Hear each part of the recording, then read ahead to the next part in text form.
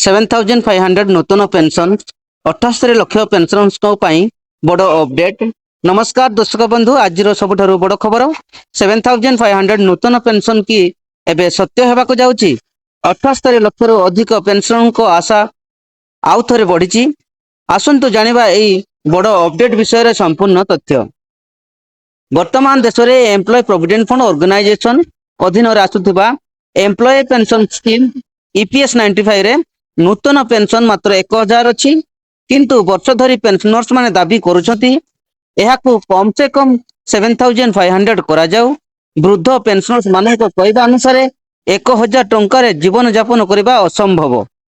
संप्रति पेंशनर्स संघ माने आउ थे दाबी जोर धरछंती।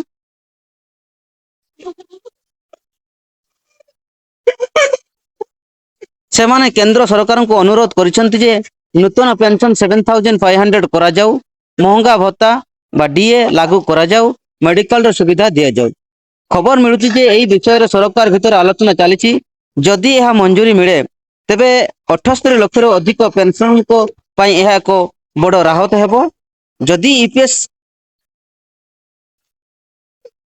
7,500 नूतन पेंशन लागू हुए तेबे सरकार को 1000 कोटी टंकार अतिरिक्त भार पड़ पारे, किंतु पेंशनर्स मानक कहवा से माने जीवन भरी काम करिसेंती, एबे से माने सम्मानजनक जीवन चाहूंती। एबे समस्त नजर केंद्र सरकार आगामी घोषणा उपरे बजेट किंबा विशेष सभा यही विषयटी बड़ निष्पत्ति आसीपे। जदि यह मंजूरी मिले तेबे यह ईपीएस 95 पेंशनर्स मानक पई ऐतिहासिक निष्पत्ति हेबो। तेणु दर्शक बंधु, आपण मत कौन 7,500 नूतन पेंशन की एबे सत्य हेबो? कमेंट कर आपण मत जणांतु। वीडियोटी को लाइक करंतु और शेयर करंतु। हम चैनल को सब्सक्राइब करने को भूलिबे नहीं। धन्यवाद। जय जगन्नाथ।